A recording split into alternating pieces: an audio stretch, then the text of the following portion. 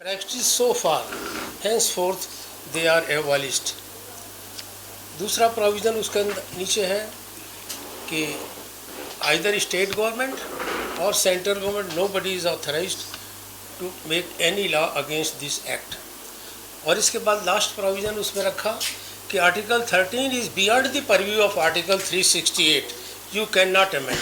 Otherwise, any article of the Indian Constitution may be amended at any time with 2/3 majority. तो article 13 के अंदर सबसे बड़ी remarkable चीज़ है कि हमारे लोग भाषण देते हैं और गलतियां कर बैठते हैं. वो गलतियां क्या कर बैठते हैं कि बाबा साहब ने जो कार्य कॉन्स्टिट्यूशन बनने के पहले किए थे, they can not be repeated. जैसे बाबा साहब ने 25 दिसंबर 1927 को मनुस्मृति जलाई, तो अब इसका प्राविधान आर्टिकल 13 के अंतर्गत वर्जित है, जिसको कहते हैं डॉक्ट्रिन ऑफ इक्लिप्स. एक चीज़. दूसरी चीज़ यह है कि एक रिजर्वेशन का मुद्दा आता है.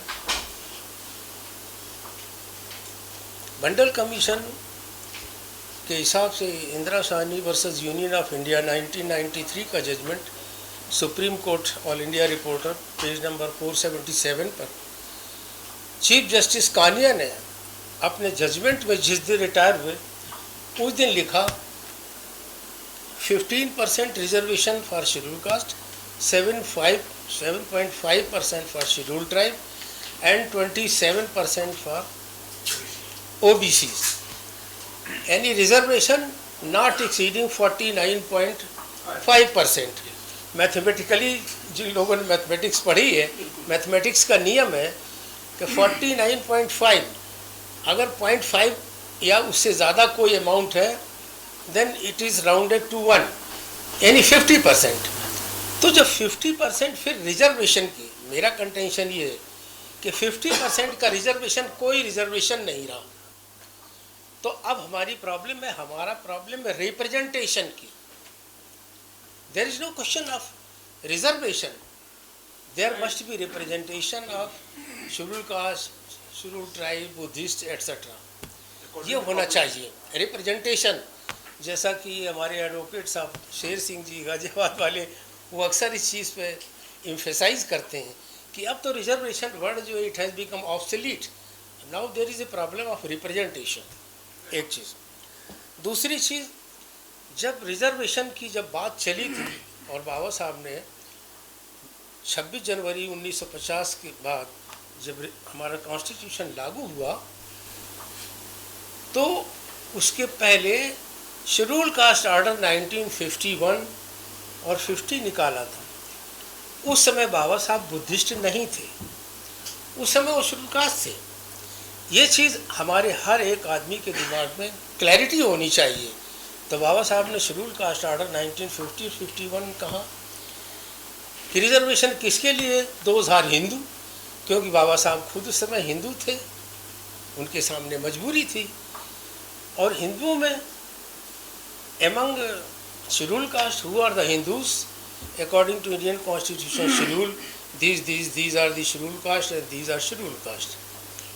फिर सिखों की बात आई तो हु आर द सिख, कि रमदसिया सिख, मजहबी सिख, आदि धर्मी, और इसके बाद सिकलीगढ़ शेड्यूल ट्राइब में आते हैं, उनका रिजर्वेशन है. अब क्वेश्चन ये आता है कि बाबा साहब ने जो प्रतिज्ञा 13 अक्टूबर 1935 यवनाशी कॉन्फ्रेंस में की थी, ये मेरा दुर्दैव था, ये मेरा दुर्भाग्य था कि मैं हिंदू पैदा हुआ हूँ. ये मेरे बस की बात नहीं थी, लेकिन मैं हिंदू धर्म में रहकर मैं मरूंगा नहीं, जिसका इम्प्लीमेंटेशन 14 अक्टूबर सन 1956 को किया. और 1935-36 में संत राम बीए ने जो लाहौर में जात पात टोडक मंडल कॉन्फ्रेंस की थी, मीटिंग को प्रिसाइड करने के लिए बाबा साहब को इनवाइट किया गया. जब बाबा साहब से कहा आर्य समाजियों ने कि मुझे वो कॉपी दीजिए साहब, आपको जो कहना है मीटिंग को प्रिसाइड करने के लिए, तो कॉपी देने से जब दी गई तो उनकी मीटिंग जो थी वो कैंसिल हो गई. जब कैंसिल हो गई तो वो किताब छाप दी बाबा साहब ने, जिसका नाम है जो कि बाबा साहब के वॉल्यूम नंबर 1 में भी है, annihilation of caste. Annihilation of caste के फर्स्ट चैप्टर में लिखा हुआ है कि आपकी योग्यता कैसे आंकी जाती है। तो उसमें लिखा हुआ है कि casteism is the integral part of the Hinduism and there is no Hindu without a caste. So as long as you continue this religion, casteism will continue. Your respect and your competency will be judged on the basis of caste. Just because Hindu society itself is a caste ridden society. अगर आप मर भी जाएंगे तो आपकी जात को ये हिंदू लोग निकालेंगे। तो इसलिए ये क्लियर कॉन्सेप्ट होना चाहिए कि जब 14 अक्टूबर 1956 के बाद हम बौद्ध हो गए और कन्फ्यूज़न क्रिएट करने के लिए हमारे एक्स प्राइम मिनिस्टर ने एक सर्कुलर निकाल दिया 20 नवंबर 1990 को कि जो लोग बौद्ध हो गए उनको भी रिजर्वेशन होगा। कई बार सुप्रीम कोर्ट के भी ऐसे आर्डर आ जाते हैं। मद्रास हाई कोर्ट कहता है एक आदमी ने शेड्यूल कास्ट बन करके और वो दूसरे रिलीजन में चला गया था कि हमारे शेड्यूल कास्ट का रिजर्वेशन का फ़ायदा मिलना चाहिए। मद्रास हाई कोर्ट का जजमेंट आया कि नहीं, there is no place of casteism in Buddhism, so you are not entitled for the reservation. तो कहने का मतलब ये है कि हमारे लोगों में ये कॉन्सेप्ट क्लियर होना चाहिए। और बाबा साहब ये कहते थे कि once you have embraced Buddhism you are no more scheduled caste, you must kick this bloody religion. कोई फ़ायदा नहीं उससे। और जहाँ तक हो सके हम लोगों को रिप्रेजेंटेशन की बात करनी चाहिए। इसके बाद unity in the education. Education में कोई यूनिटी नहीं है। बाबा साहब ने कहा था कि 3 मंत्र दिए, शिक्षित बनो, संगठित बनो, संघर्ष करो। लेकिन जब 1951 में जब शेड्यूल कास्ट का रिजर्वेशन लागू हो गया तब वो कमीशन बना, तो 17 के थे, तो वो बाबा साहब के पास पहुँचे तो उन्होंने कहा साहब ओबीसी के लिए भी कोई प्लान बनाइए। तो उन्होंने कहा ओबीसी के लिए प्लान क्या बनाएं? तो उन्होंने एक मंत्र दिया, वो मंत्र हम लोग भूल जाते हैं। तो बाबा साहब ने कहा कि अगर आप अपने ओबीसी समाज में बड़े आदमी पैदा कर लो, आपका उद्धार हो जाएगा। तो वो समझ में नहीं आया उनको साहब को। तो उन्होंने कहा साहब बड़े आदमी क्या होता है कि आप अपने समाज में 1-2-3 के रेशियो में डॉक्टर, वकील और एडवोकेट पैदा कर दो, तो then you will be playing dominant role OBC के लिए जो कमीशन बना था। और वो कमीशन फिर जो 1951 में बना था करीब 18 साल तक तो नेहरू जी ने डंप रखा, वो नहीं लगा। फिर जनता पार्टी जब आई तो उन्होंने जब प्रेशर डाला तो उन्होंने कहा ये मोरारजी देसाई ने कहा ये तो पुराना हो गया है, नया बनना चाहिए, तब मंडल कमीशन बना। तो इस तरह का ये है। अब जहाँ तक बात है ईवीएम का,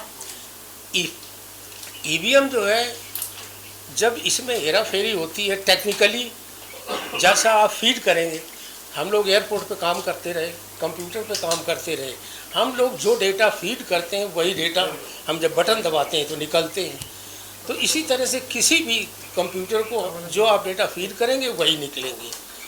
तो इसलिए जब ईवीएम दूसरे कंट्रीज़ में लाइक अमेरिका, इंग्लैंड वगैरह बैलेट पेपर से होता है, और बैलेट पेपर का ही ओरिजिनली हमारे यहाँ प्रोविज़न था, तो उसके लिए ये हमारे इलेक्शन कमिश्नर थे टी.एन. शेषन, उन्होंने रेकमेंड किया था ईवीएम को कांग्रेस पार्टी के ज़माने में। उस समय से ईवीएम चल रहा है। तो ये अनकॉन्स्टिट्यूशनल है, it should be replaced by ballot paper. इसके बाद आता है कॉलेजियम।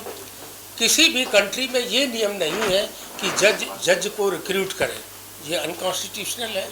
तो इसलिए हमारा जो जुडिशियल अपॉइंटमेंट कमीशन है दैट शुड बी फाइनलाइज। और इसके बाद है आर्टिकल, आपने पढ़ा होगा कि आर्टिकल 341 की भी चर्चा हो रही है, जिसमें शेड्यूल कास्ट, शेड्यूल ट्राइब वगैरह का सर्टिफिकेट इशू होता है। कॉन्स्टिट्यूशन को ये नहीं कर रहे हैं कि हम बदल रहे हैं, बल्कि वो धीरे धीरे उसको ख़त्म कर रहे हैं इस तरह से। अब जैसे कि वकील साहब ने बताया CS कर्नन का केस, जब किसी भी अपने कॉन्स्टिट्यूशन में ऐसा कोई प्रोविज़न नहीं है, किसी भी सुप्रीम कोर्ट जज को ये अधिकार नहीं है कि किसी हाई कोर्ट या सुप्रीम कोर्ट के जज को कंटेम्प्ट ऑफ द कोर्ट के अंदर सज़ा दे दे। ये पार्लियामेंट का प्रोसीडिंग्स है। इंडियन कॉन्स्टिट्यूशन के आर्टिकल 124 क्लास 4 में क्लियर कट प्रोविज़न है कि जब ये 1/10 मेजॉरिटी से पार्लियामेंट में रेजोल्यूशन रखा जाता है और वो रेजोल्यूशन पास होता है, इसके बाद दोनों हाउस के अंदर रखा जाता है और वो 2/3 में पास होता है, देन कंटेम्प्ट प्रोसीडिंग में बी कैरिड आउट।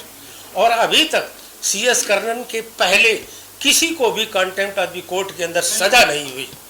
हम लोगों ने LLB में इसी नॉर्थ कैंपस में हम लोग पढ़ते थे, किसी के अगेंस्ट हुई। CS Karnan was the last person who was penalized for 6 months in the imprisonment. That was the exception, whatever it may be. Last तो नहीं होगा, आगे भी कोई हमें से होगा उसको करेंगे। अभी तक का, हाँ, अभी तक का था, अभी तक का रिकॉर्ड है। तो इस चीज़ से हमें सोच के चलना है। और हमें अच्छा, अब दूसरी चीज़ है, हमारे माइनॉरिटी कम्युनिटी में हमारे मुस्लिम भाई आते हैं। मुस्लिम भाइयों को भी हम ये कहेंगे, बल्कि हम ही लोगों को उनको सहयोग करना चाहिए। एक फूट डाली जा रही है, जैसे आप तलाक का मामला ले लीजिए। जब हम दूसरे के, जब मुसलमान लोग जो हैं, मुस्लिम भाई हिंदू धर्म में इनक्रोचमेंट नहीं कर सकते हैं, तो हिंदुओं को मुस्लिम लॉ में इनक्रोचमेंट करने का कोई राइट नहीं है। एक चीज़। दूसरी चीज़, शायद आप लोगों में से नहीं पढ़ा हो, हमें ये करना चाहिए। और हमारे जो मुस्लिम भाई रिप्रेजेंटेटिव है, एक बार ओवैसी साहब से विजय वंश कहा, उनसे मिलें कि ये तलाक के नाम पर इनको, मुस्लिम को किस तरह से एक्सप्लॉइट किया जाता है।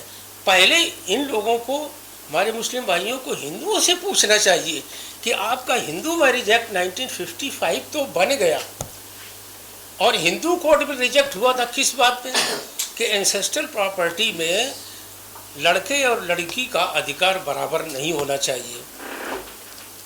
तो इसलिए वो टर्न डाउन हुआ और प्रेसिडेंट ऑफ इंडिया ने, जबकि 2 बार, that was passed by either house twice, जबकि प्रेसिडेंट ऑफ इंडिया को जब सेकंड टाइम कोई भी बिल साइन करने के लिए जाता है, president of India is not authorized to reject the bill, लेकिन सेकंड चॉइस भी डॉक्टर राजेंद्र प्रसाद ने रिजेक्ट कर दिया था।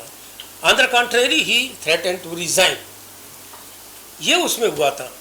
तो अब हमारे मुस्लिम भाइयों को ये पूछना चाहिए कि तुम अपने हिंदू धर्म में क्यों नहीं सुधार कर सकते हो, जिसमें आज की तारीख तक अगर रामचरितमानस के बालकांड को पढ़ें, जिसमें स्त्री को अपना वर चुनने का आज भी अधिकार नहीं है। उसमें क्या लिखा है, अगर बाप ये कहे कि व्रत धरोगे बस जड़दा नहीं ना और अंध बधिर क्रोधी यति दीना, कि ऐसे पति कर की अपमाना पाए नारे यमपुर दुख नाना। बाप अगर अंधा, बहरा, क्रोधी कैसा भी हस्बैंड चुन ले, लड़की का फर्ज है कि उसको एक्सेप्ट करें। इस पर इन्होंने सुधार नहीं किया। हिंदू मैरिज एक्ट 1955 बन गया और आगे प्राविधान निकाला कि इसमें 4 तरह की स्त्रियां होती हैं। तो पहले तरह की स्त्रियां, इन्होंने एक कैटेगराइजेशन किया इन्होंने खुद अपने हिंदुओं के अंदर। क्या कैटेगराइजेशन किया कि उत्तम परपति, पहला तो प्राविधान ये बनाया कि मन, वचन और कर्म से पति की ये सेवा करें। पहला प्राविधान ये बनाया कि उत्तम के यस बस मनमाही और सपने वहान पुरुष जग नाही। मध्यम परपति देखई कैसे, भ्राता पिता पुत्र जैसे। तो इसी तरह से इन्होंने तीसरा प्रधान बनाया कि पति वंचक परपति रति करई नवरो कल्प सत परई। और इसके बाद अगर पुनर्जन्म भी हो जाए तो अवसर पाए जन्म जहाँ जाई और विधवा होए पाए तरुणाई। यानी रौरव नरक 7 करोड़ वर्ष तक नरक में रहने के बाद वो उद्धार नहीं होती है। अल्टीमेट पेनल्टी ये है कि अवसर पाए जन्म जाए। हिंदू धर्म के हिसाब से जो पुनर्जन्म होता है, लड़का लड़की होता है और लड़की लड़की बनता है पुनर्जन्म में।